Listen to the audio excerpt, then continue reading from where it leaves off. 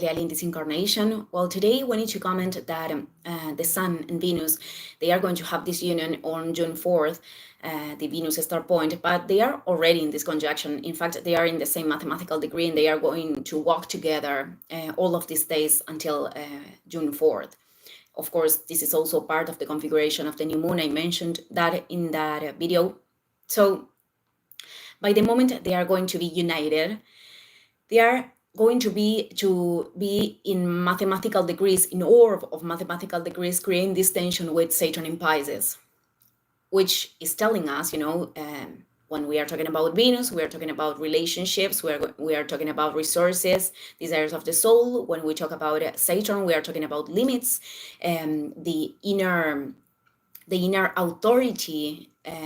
We are talking about the development of a spiritual maturity, and because Saturn is in a sign of water, is telling us that this spiritual maturity is developed through the process of our emotions, through understanding how to process them in the most responsible way, and also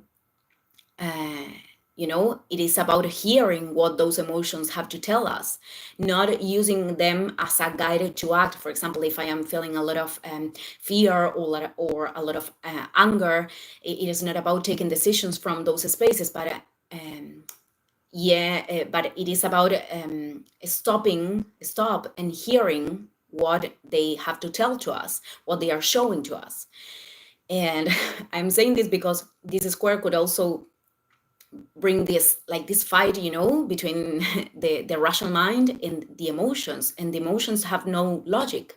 Planets in Gemini wants to process many things through the mind, and well, it is important to do an integration, and also understanding that the real guidance is our soul, is our inner self. So at the same time that the union of Venus and the Sun is occurring, we have also the union of Mercury and Jupiter. I think it is happening the day before. I'm going to confirm that later. But what I'm trying to say is that, Mercury is the regent of everything here, Mercury in Gemini. So this desire that we are bringing to light, well, it has to have a deep sense, in fact. And why am I saying this? Because Jupiter could bring a lot of options. Gemini is about many perspectives, many ways, many options, and not all of them respond to the sense of our own path. So we have to connect with that, with the inner sense of the path.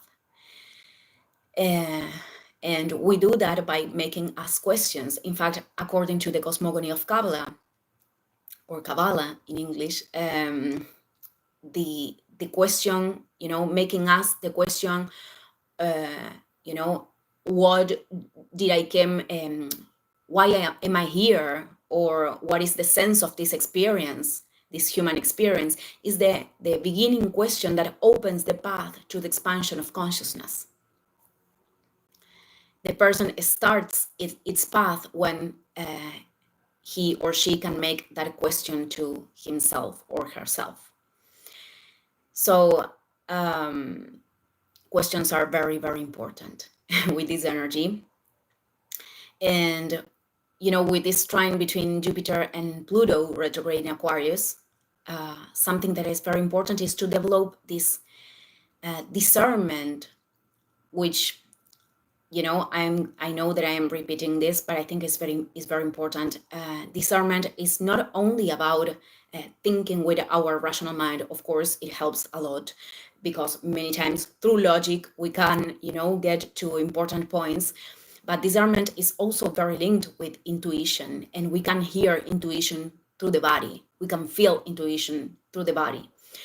And with this, what I'm trying to say is that there could be a lot of people that we consider, valuable, their information. In fact, I think that I mentioned in this channel in the past, some people that I admire their work, or the valuable information that they can offer, but that doesn't mean that I accord, you know, in everything that they say.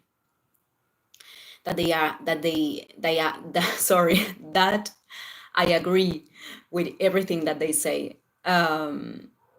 Because, well, I think that is very, very important to develop this inner discernment to access to our own truth. Because, you know, we could read certain books because we like the author, and then everything, you know, that the person said, it is given as a truth, and it is very important to question everything. You know, the other day I was commenting how the opposite sign, which is Sagittarius, the opposite sign of Gemini, in its shadow could be expressed as, I know everything of this, I have all the information of this. And in Gemini, we want to open the perspectives or even change our mind, being open to that. So it is important to consider new things, which is not something easy every time. It is a practice. And it is a practice also for certain people to not put, you know, the guidance out there in the people that we admire and we consider as big masters, to, you know, connect with our inner truth. This is also important. So, well, I just wanted to leave this little message today. Thank you, everyone, and see you in the next video. Ciao, ciao.